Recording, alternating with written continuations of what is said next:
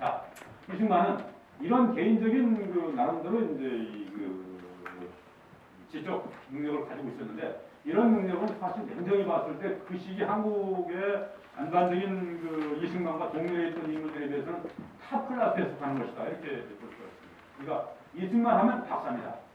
김구하면 선생님이 얘기하겠지만 김구는 물론 동아비니 또는 이런 동양적인 유정촉사니 동양적인 측면에 깊이 침잠해준 이런 인물이기 때문에 김구는 선생이라고 부르는 것이 훨씬 어울립니다. 그러나 이승만은 동서양 학문을 두루 이수했는데 그 가운데서도 서양 학문을 더 깊이 연구해서 한국인 가운데 최초 미국 박사가 되었고 그것도 한국 문제를 가지고 박사가 된 것이 아니고 미국과 유럽의 문제를 가지고 제대로 공부를 해서 박사가 된 그런 인물이기 때문에 이 지적 수준이라고 하는 것은 대단히 높았다 이렇게 볼 수 있습니다. 그러다 보니까 어떤 문제가 생기냐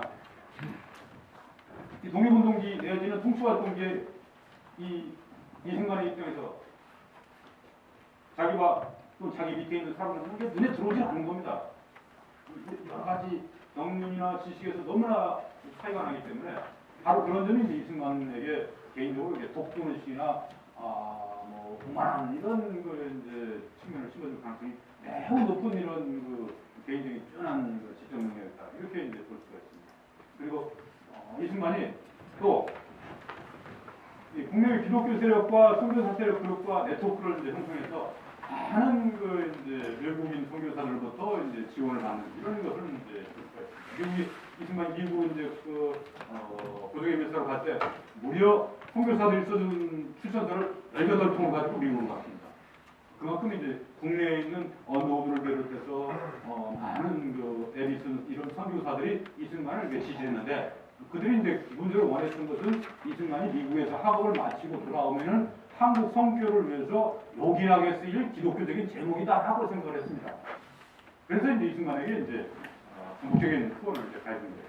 근데 이승만이 바로 그렇게 선교사 세력과 어울려서 활동하고 그들의 지원을 받는 과정 속에서 이 서양 기독교 세력과 긴밀하게 이제 네트워킹을 형성할 수 있는 이런 이제 계기를 맞았습니다. 그리고 이승만이 이런 기독교적인 선교적인 네트워크를 배경으로 해서 미국 땅에 도착해가지고 이 1905년부터 1910년까지 미국에서 학사, 석사, 박사를 하는 동안 이 중국 각지의 교회를 열심히 돌아다니면서 강연을 했습니다. 그러니까 이때 교회 각 목사들을 수없이 만난 거죠.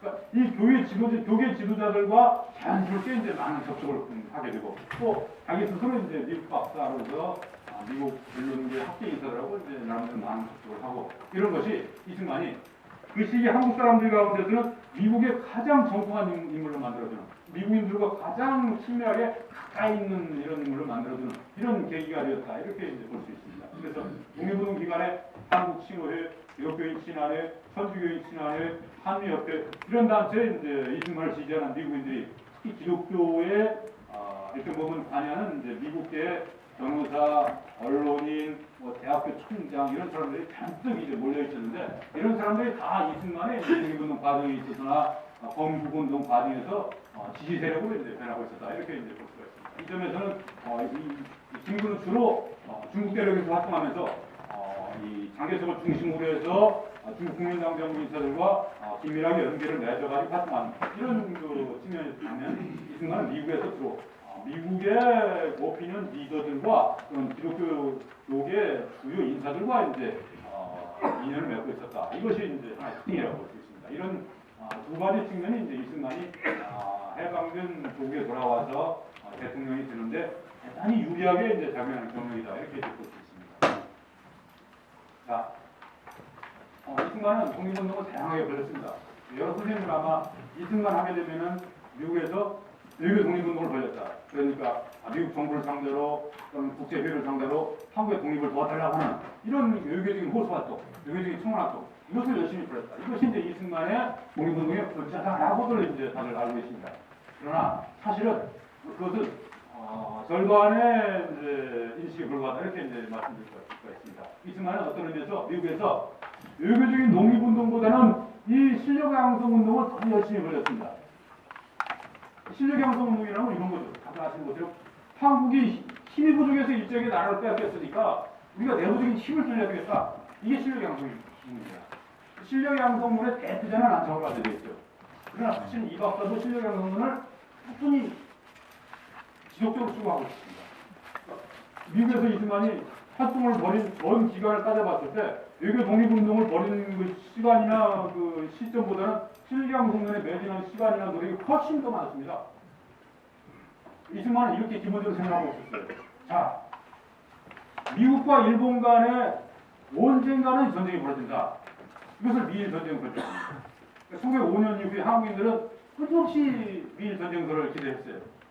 이 미국과 일본 간에 언젠가는 전쟁이 벌어지면 그때 한국은 미국의 도움을 받아가지고 독립을 할 수 있다라고 생각한 겁니다. 이게 미일 전쟁설이에요. 이승만 끊임없이 미일 전쟁에 대해서 언젠가는 벌어질 사건이라고 기대를 하고 바로 미일 전쟁이 벌어졌을 때 우리가 미국으로부터 지원을 받으려면 우리 자체 내부적으로 힘이 있어야 된다라고 생각을 했습니다.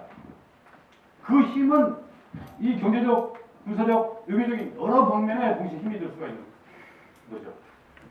이 미국이 한국을 도와주려고 했을 때 그 도움을 우리가 적극적으로 수용을 해서 일본과 전쟁하는데 한 몫을 해야만 우리가 이제 독립된 이런 국가를 건설하는데 당당하게 이제 발을 내밀 수가 있다라고 이승만은 생각하고 있습니다.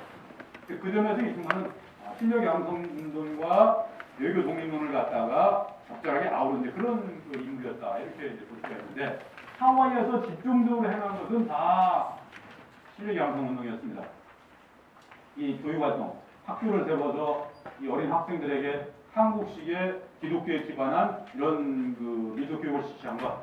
또 그리고 이제 한국을 위주로 하는 이 미국 감리교 선교단을 기본적인 그 중심에 두는 것이 아니고 우리 민족의 독립과 우리 민족의 주체성을 중심에 두는 이제 이 민족적인 종교 활동.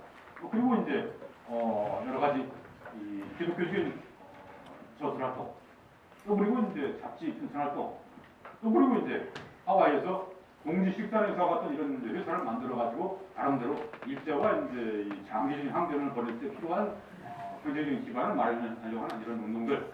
또 그리고 이런 단체에 이제 관여해 가지고 이제 여러 가지 활동을 벌이는 것. 이것이 이제 하와이에서 이승만이 벌인 여러 가지 활동들이었습니다. 이런 활동들은 거의 25년 동안 지속적으로 장기간 벌어진 이런 활동들인 거죠.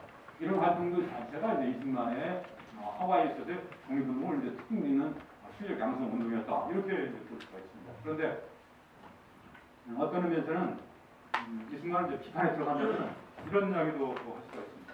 자, 이 하와이에서 이승만의 25년간의 이 경험은 대한민국 정부가 수립된 이후에 이승만이 보여주는 여러 가지 모습의 축소판이다. 이렇게도 이제 이승만은 하와이에서 자기가 원하는 이 기독교 왕국을 건설해보고 싶었습니다. 한국민을 갖다가 그 당시 하와이는 1912년, 13년 이승만이 1913년에 하와이에 왔는데 그때 13년경에 하와이는 4,500명의 교민이 살고 있었습니다. 이 수천 명의 한국인들을 갖다가 기독교로 완전히 무장시키고 기독교 정신으로 한국 민족주의까지도 체력하게 만드는 이렇게 해서 한국을 하나의 밑거름으로 만들어 나가겠다. 이게 이제 기본적인 이승만의 생각인데 바로 그런 과정 속에서 이승만이 하와이에서 반대 세력과 많은 그 트러블을 벌이기도 합니다. 여러분들이 잘 아시는 것처럼 박용만과 이제 갈등도 있는 거죠.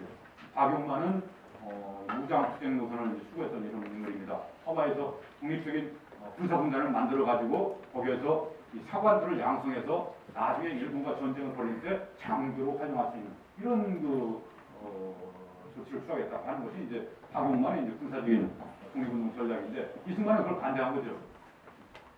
당장 그거보다 미국 땅 하와이에서 우리가 민주주의 국가인 미국의 지원을 받아서 일정 부분 도움을 받아서 할 수 있는 것은 이런 여러 가지 이제 활동이다라고 이제 생각을 한 겁니다. 그런 과정 속에서 이승만은 자기와 반대적인 입장에 있는 이제 박용만 세력과 같은 그런 세력에 대해서 상당히 이제 폭력을 동원해서 일정 부분 이제 진치를 간 이런 모습도 이제 일부분 이제 보여주는데 이승만이 자기가 이 옳다고 생각하는 그 점에 대해서는 상당 부분 무리수를 범하면서까지도 이제 여러 가지 조치를 취하는 것을 볼 수가 있는데 그 모습은 단추적으로 이미 하와이에서부터 나타나고 있습니다. 이 점은 이제 이승만이 하와이의 이제 활동 가운데서 이런 긍정적인 측면이 동시에 있는 반면에 이제 이런 부정적인 또는 뭐 이렇게 비판을 받을 수 있는 이런 소지가 동시에 있었다는 것. 이건 이제 상당히 주목해봐야 될 측면이라고 볼 수 있습니다. 그리고 이 대한인 동지회라는 것은 이승만의 이제 측근들이 이제 모여가지고 이승만을 갖다가 이제 받들어 모시는 이런 그 단체인데 이승만은 동지회의 중심 총재였습니다. 그래서 그 당시에 미국에 있던 안창호 세력 이런 세력에는 주로 샌프란시스코 또 나중에는 로스앤젤레스로 본거지를 옮기는 대한인 국민의 지도자들은 거의 일정한 임기를 두고서 수시로 투표해서 바뀌어 나갔습니다. 이 안창호 세력은 나름대로 미국의 민주주의에 서전하에서 민주주의적인 그 제도에 따라서 단체를 운영해 나갔다고 볼 수가 있는데 이 박사는 대한인 동지회에서 중심 총재를 받았어요. 그러니까 바로 이승만이 대한인 동지회에서 중심 총재로 받았다고 하는 것 자체가 이제 상당 부분 이분이 독립운동하는 가운데서 독립에 대한 의지나 독립에 대한 활동은 누구보다도 치열하고 선명하고 강렬했지만 그럼에도 불구하고 독립운동 세력을 갖다가 자기 휘하에 두는 데는 철저하게 이제 이 수화 내지는 이제 제2의 이제 구속 세력을 여겼다. 바로 그 점이 이제 나중에 이승만이 이제 해방 이후에 한국에 와서 대통령이 된 이렇게 이제 벌어지고 있는 여러 가지 모습이 이제 이때부터 이미 일정 부분을 갖고 있다. 이렇게 이제 볼 수가 있습니다. 해방 이전에 이 박사는 이제 미국 볼과 유럽에서 이제 독립운동을 이제 벌였는데 파리에 가서 이 박사가 이제 한국의 독립을 이제 호소하는 이런 활동에 대해서는 이제 다들 들으셨을 겁니다. 그러니까 제네바 국제연맹 회의가 열렸을 때 이 박사가 임시정부, 대한민국 임시정부 정권 대사로 김구와 조소왕에 의해서 이제 임명이 되어가지고 제네바에 가서 한국의 독립을 이제 호소하는 이런 활동을 벌였는데 그 당시 이 박사는 이 국제연맹 회의에 전혀 참석을 하지 못했습니다. 그러니까 그 당시 국제연맹에 참여하고 있던 각국 대표들은 한국 문제에 대해서 이것을 의제로 삼기를 원치 않았어요. 한국 문제를 갖다가 의제로 삼게 되면 반드시 이제 일본을 갖다가 이렇게 뭔가 견제해야 되는 이런 그 과정 속으로 접어드는데 그때 이 국제연맹에서 이제 이 연합국 그 미국을 비롯한 각국은 일본과 일정 부분 연대하려고 하는 그런 기본적인 입장이었기 때문에 한국 문제를 이제 의제로 참석하지 않았습니다.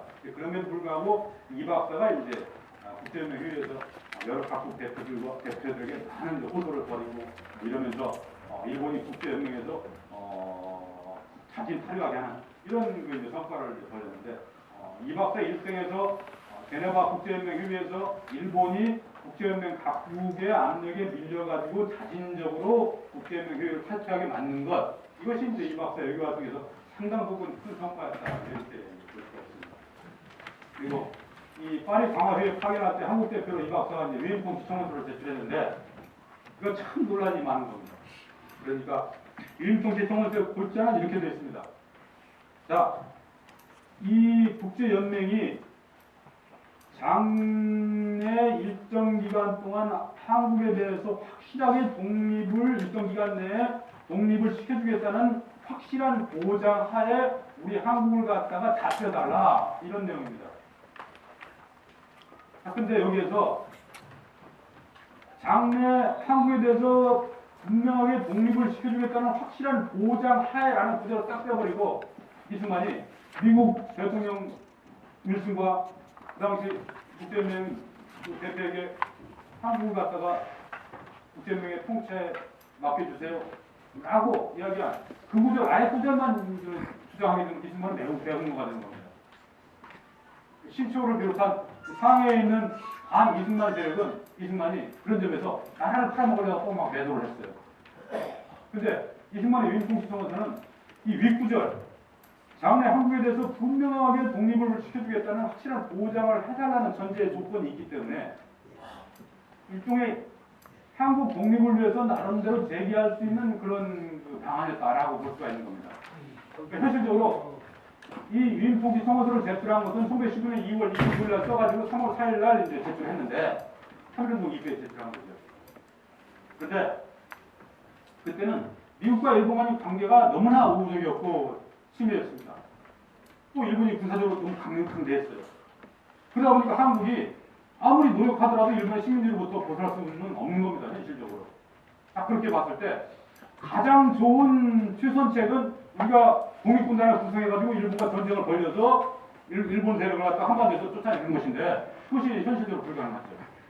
그 불가능하기 때문에 차라리 그럴 바에는 국제연맹으로 하여금 한반도에 개입을 하게 해가지고 국제연맹이 일본을 몰아내고 한국을 통치하게 만든다. 특정 기간 동안. 단 언젠가는 분명히 한국을 독립시켜준다는 분명한 보장하에 이게 이승만의 주장이었습니다. 이거 최선이 어려우니까 차선을 그 당시 냉엄한 여러 가지 한국의 조건과 국제적인 동세를 고려해가지고 이제 차선의 주장을 제출한 거예요. 위임통치청원서는 그런 거였습니다. 그런데 이제 이승만을 비판하는 반 이승만 세력은 늘 이승만이 이제 나라를 팔아먹을 것은 대공부다 이렇게 이제 주장하는 거예요. 위임통치청원에 대해서는 기본적으로 일반 현재 한국의 일반 대중이나 많은 역사학자들도 잘못 알고 있는 그런 측면이 있습니다. 이승만의 위임통치청원도 여러 가지 독립운동 가운데 하나의 방안이었다 이렇게 이야기를 할 수가 있습니다. 한 그것이 최선의 방식은 아니었다, 차선의 방식이었다 이렇게 얘기했습니다. 자, 이박사 해방 이전에 독립운동에서 39년부터 미국 본토로 건너가가지고 40년 이후부터 본격적으로 여러 가지 활동을 많이 벌였습니다. 그래서 이 대한민국 임시정부 조미위원부 위원장으로서 미국 대통령 프랭클린 루스벨트, 펄, 또 폰베 이런 사람들 상대로 대일 선전포고 활동, 그리고 대한민국 임시정부 승인 활동 이런 것을 이제 많이 벌였습니다. 그리고 또 하나, 그 당시에 소련이 일본과 전쟁을 벌이고 이 유럽 전선에서 독일과 전쟁을 벌이는 가운데 연합국의 일본으로 들어와서 점차적으로 영향력을 확대하고 있는데 이승만이 봤을 때 이건 안 된다. 또는 이런 식으로 연합군의 일본이 되어가지고 나중에 전쟁이 끝났을 때 확실하게 연합군의 그 세력으로서 여러 가지 자기 국가적인 이익을 관철시키려고 한다면 대단히 극동에는 혼란스럽고 한국에는 불리한 이런 문제가 벌어질 것이다. 이렇게 생각했습니다. 그러니까 소련의 공산주의를 막아내야 된다는 이 문제를 이때부터 40년 초반부터 미국 정부를 상대로 굉장히 이렇게 강조를 하는 이런 그 활동을 벌였습니다. 그러니까 수없이 프랭클린, 헐, 폰백 이런 사람들에게 장문의 편지를 써가지고 소련의 위협을 갖다가 주목해야 된다.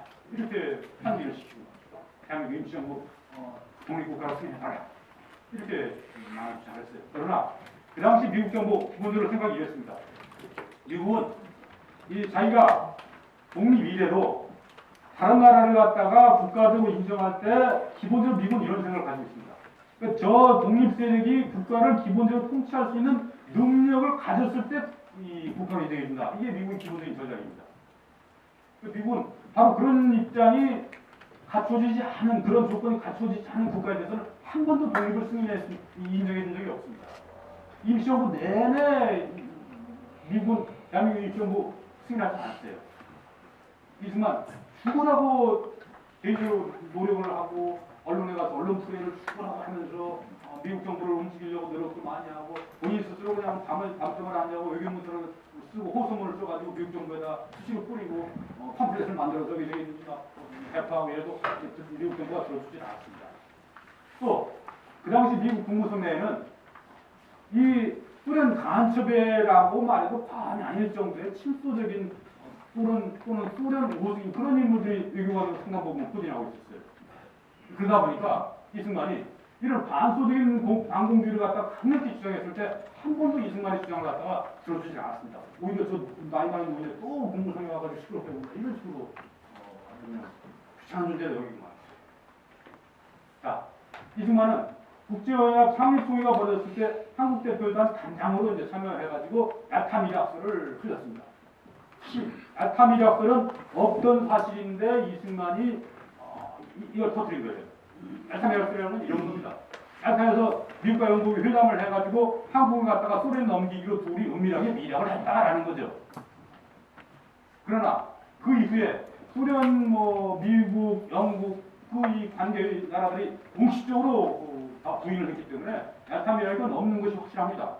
그러나 이승만이 얄타 밀약을 터뜨리면서 이제 언론에 이 사실을 공표해가지고 반수 반공 캠페인을 갖다가 효과적으로 이제 벌여나가는 이런 이제 활동을 벌였는데 이 활동이 이승만 개인의 주가를 높여주는 것은 분명했지만 미국 국무성이 이승만을 대단히 경계하게 만드는 또 귀찮은 일입니다.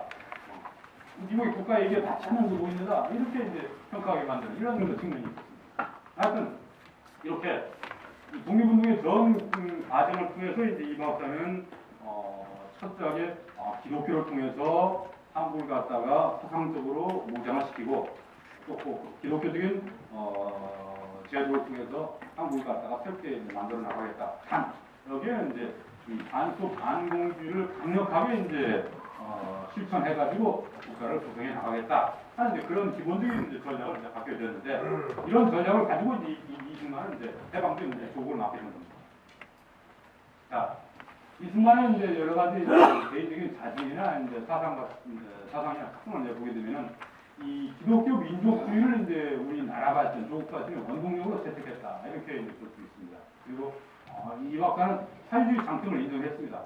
사회주의가 이 산업혁명 이래 서양 각국 주요한 나라에서 벌어지고 있는 극심한 빈부격차를 해소할 수 있는 유효한 사상이라는 것을 분명히 인정했습니다.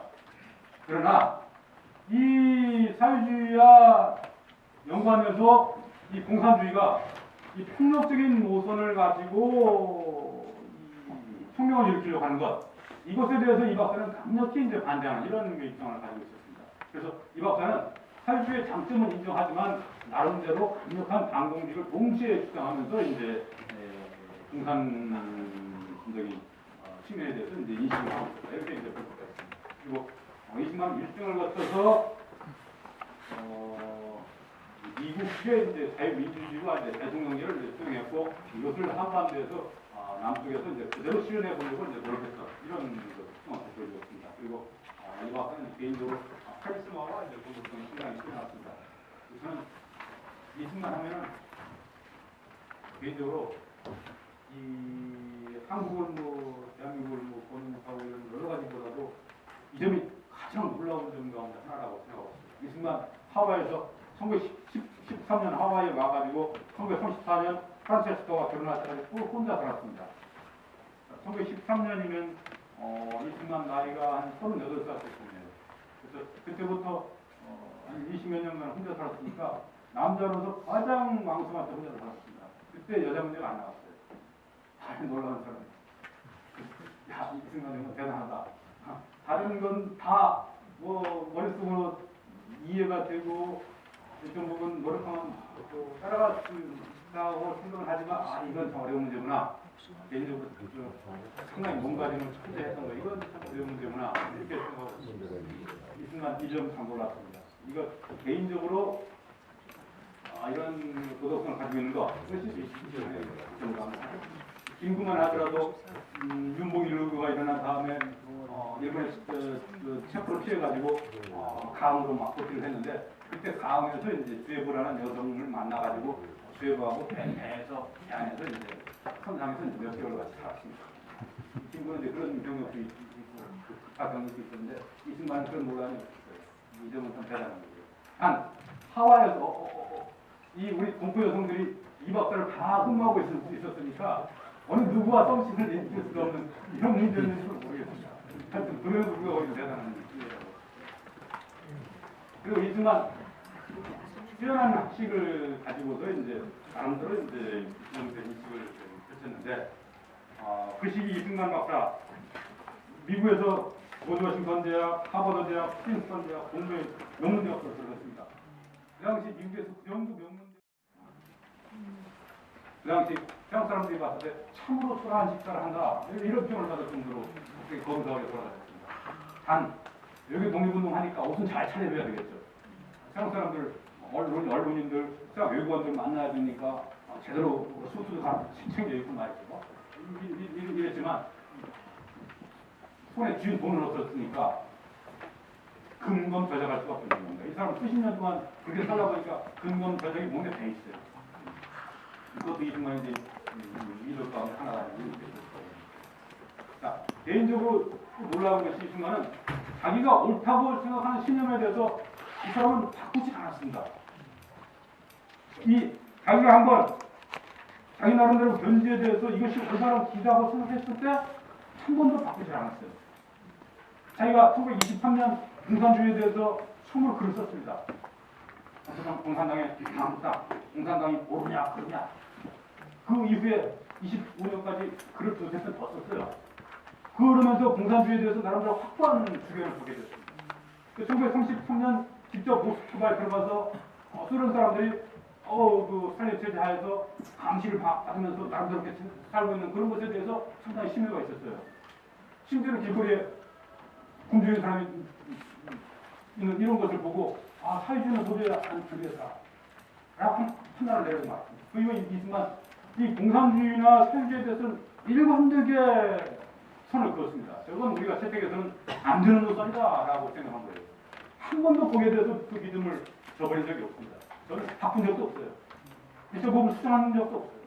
그러나 그 시기 이 김구와 같은 이런 중국 대륙에서 활동한 수많은 독립운동가들 일정 부분 중국 공산당과 일정 부분 연계를 맺어야 되기 때문에 공산주의와 일정 부분 서로 교류를 안 수가 없는 합작을 하지 않을 수 없는 이런 입장이었는데 이승만은 미국에 있을 때에도 철저하게 공산주의적인 성향을 가지고 있는 이런 사람들에 대해서도 일관되게 배척을 하고 원했습니다.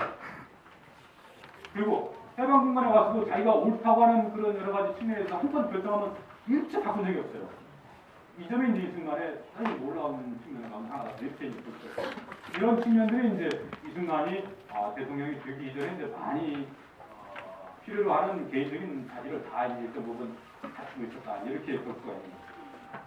자, 이 박사 해방된 조국에 돌아갔습니다. 1945년 10월 16일 날 한국에 들어갔어요.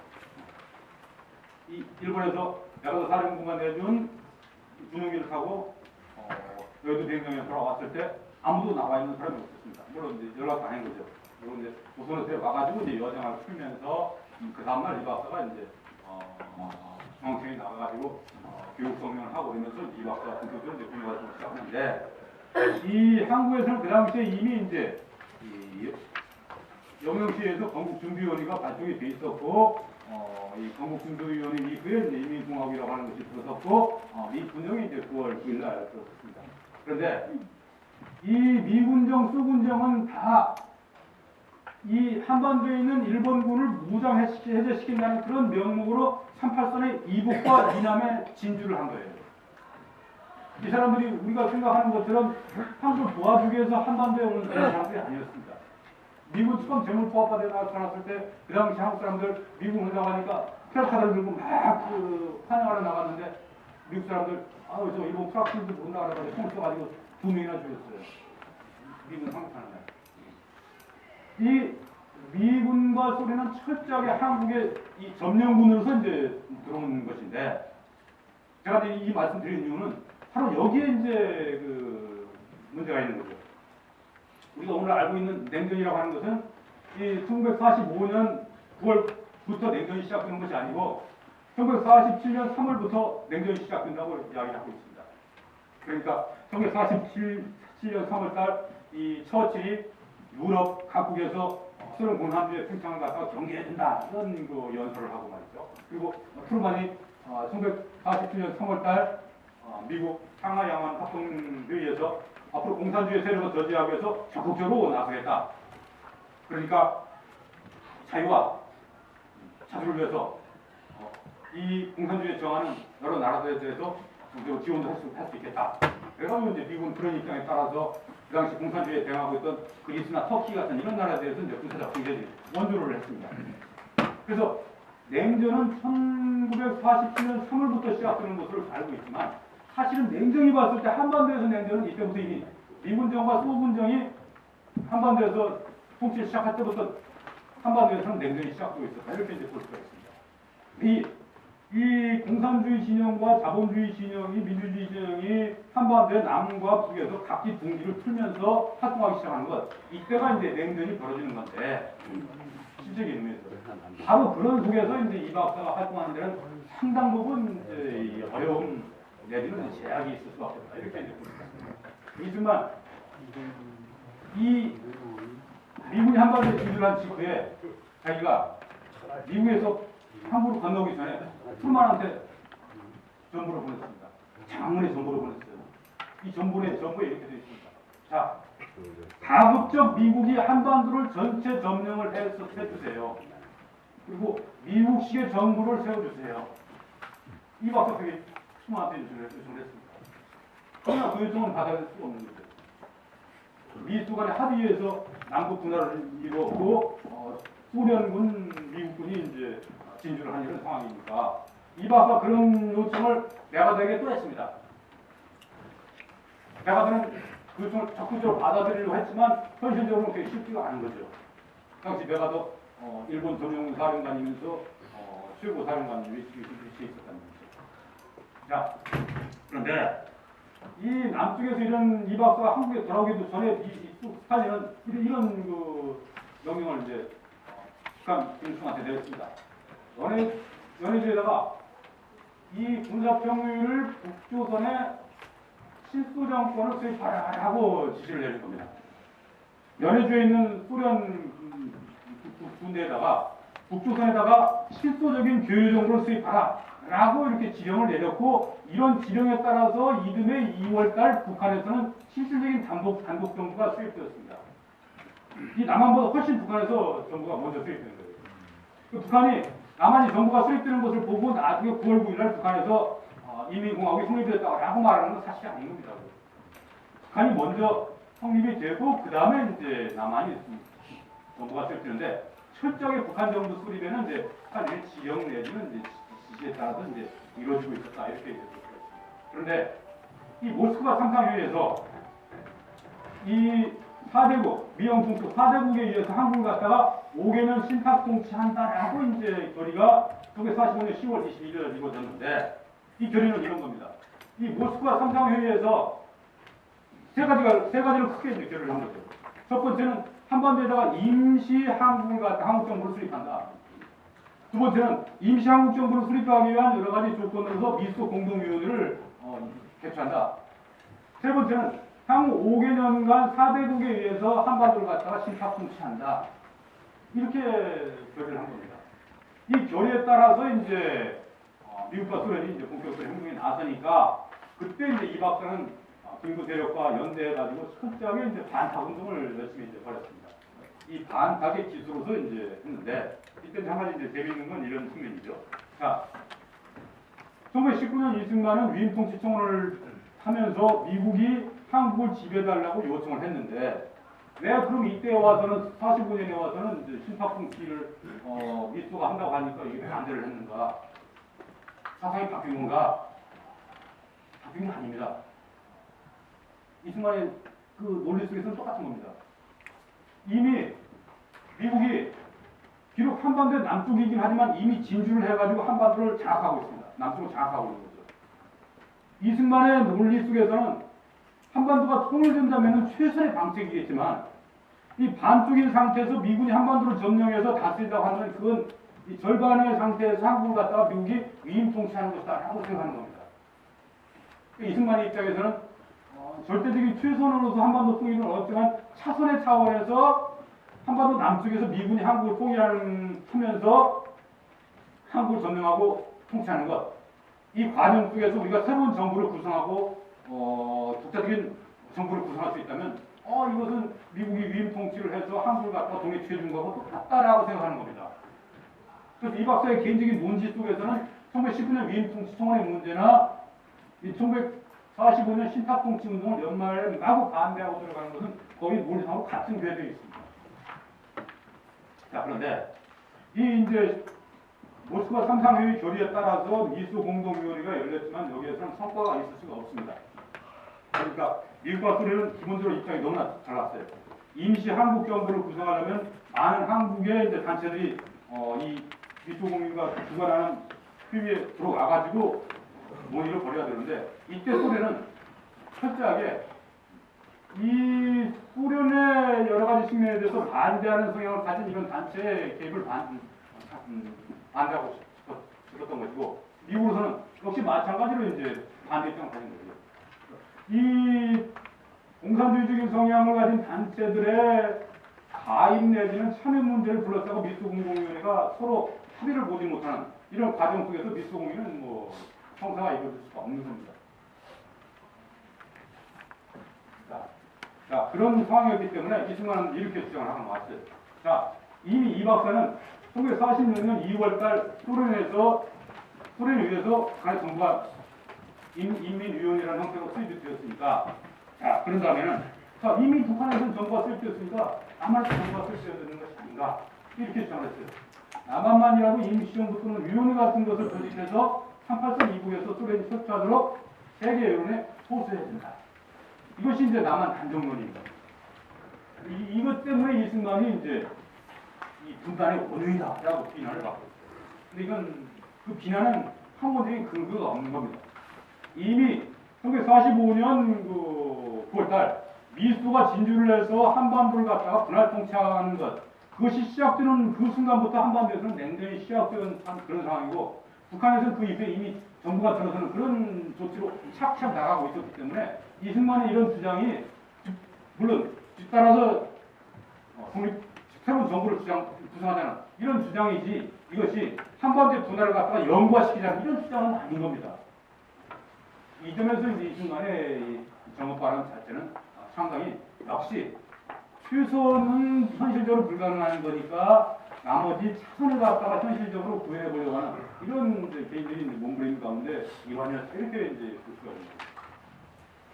그리고 이런 이제 기본적으로 자기 이런 주장을 관철시키기 위해서 이명신을 갖다가 이제 미국에 파견해가지고 이제 도움을 받도록 이렇게 하고, 또 자기 스스로가 미국을 직접 방문해가지고 이제 미국 정부를 상대해서 한국에 갔다가 남한만이라도 이제 독립정부를 이제 구성하게 하는 이런 이제 노력을 이제 적극적으로 이제 활동을 벌였습니다. 그런데 이미 이 트루만 정부가 47년 3월달 본격적으로 이제 이 반공주의 노선을 확고하게 이제 선언하면서 적극적인 대외 이제 개입 정책을 표방하고 나섰을 때 이미 이 정치적인 노선에서 이승만은 승리를 했다고 이렇게 이제 볼 수가 있는 겁니다.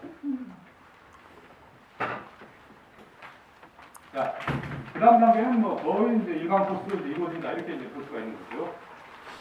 그 미국이 이제 한국 문제를 갖다가 유엔에 이제 본격적으로 이관을 했고, 유엔 총회가 이제 한국 임시위원단 감시하에 남북한 총선거 실시 결의안을 채택했고, 그다음에 한국위원단 위원들이 입국해가지고 남한 정치 지도자들과 면담을 했습니다. 근데 이때 김구나 김규식 같은 사람은 이때 이 서양인 위원단을 만나가지고 유엔 한국위원단을 만나가지고 한국을 갖다가 남한에서만 독립정부를 수립하는 것은 이건 민족 분단으로 가니까 반대한다를 하고 주장을 했습니다. 그 점에서 이제 김규식과 김구는 이 시점에서 이미 이제 이승만과 완전하게 이제 노선상의 결별을 했다, 이렇게 이제 볼 수가 있는데, 이 김규식 선생의 경우는 좀 아쉬운 측면이 있습니다. 이 정읍 발언이 벌어지기 전에 정읍 발언과 거의 동일한 주장은 김규식 선생이 먼저 했습니다.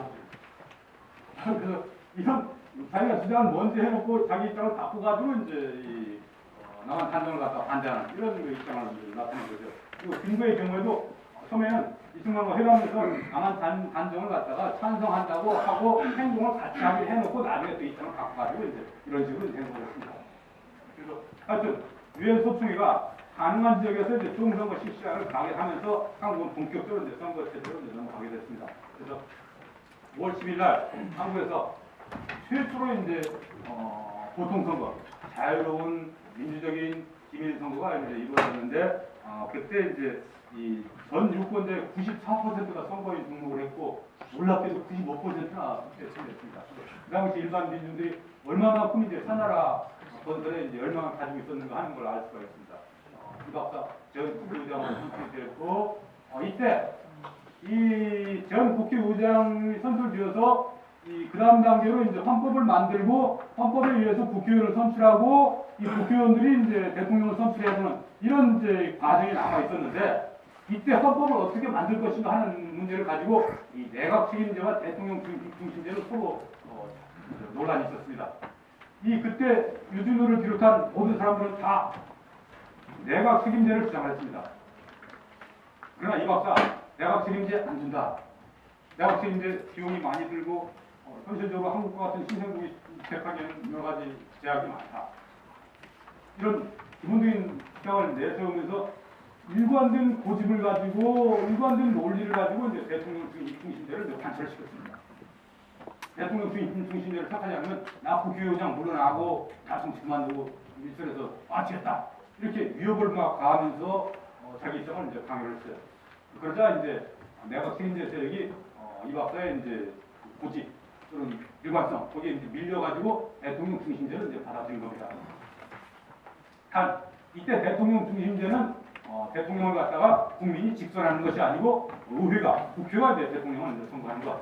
그리고 이 대통령은 초대 대통령의 경우에는 중임까지는 가능하고 이제 참여임은 안 되는 것으로 이렇게 이제 대통령 중심제 헌법이 이제 마련이 됐습니다. 그래서 이 박사가 그 당시 이제 제한국회의원은 198명이었습니다.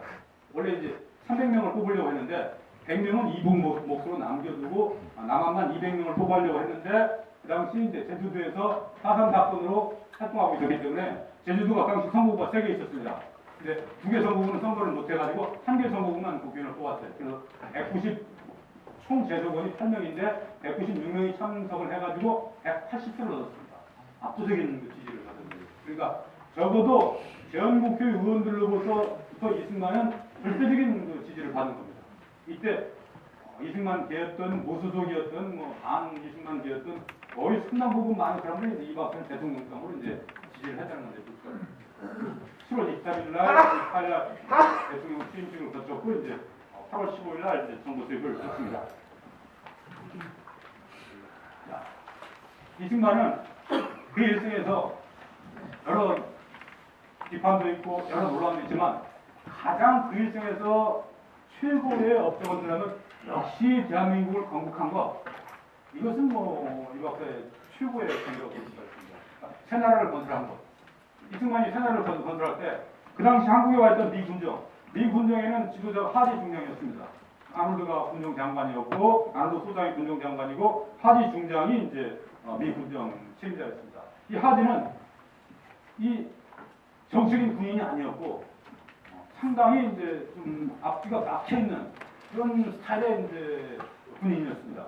그러다 보니까 여러 가지 정치적인 문제가 벌어졌을 때 그걸 전문적으로 처리하기보다는 상당히 이제 거지것대로 처리하는 이런 스타일을 이제 많이 보였단 말이죠. 그러다 보니까 이 한국 건국 과정에서 이승만과 굉장히 대립을 했습니다. 이승만과 하지는 거의 그냥 개와 고양이 원숭이 관계처럼 서로 화합을 하지 못했어요.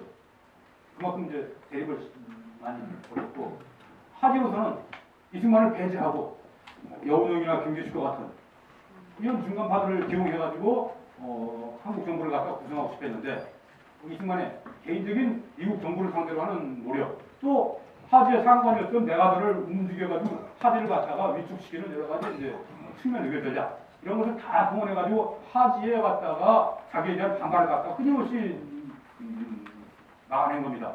이승만이 개인적으로 그런 노력을 계속 벌이면서 이제 건국을 했는데 이승만은 그 당시 해방 당시에 한국인 지도자 중 학력, 경력, 자격면에서 가장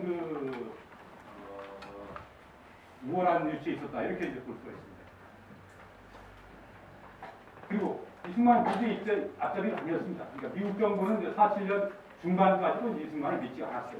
특히 이제 하지 중장의 이제 바로 직접적인 보고를 받는 이 공성 요인들은 이제 이승만을 갖다가 여러 정치적인 지도자 가운데 한 명으로만 생각하고 있었습니다. 그러나 미국 군부, 내가더 사령부 이런 쪽에서는 이승만이 전폭적인 이제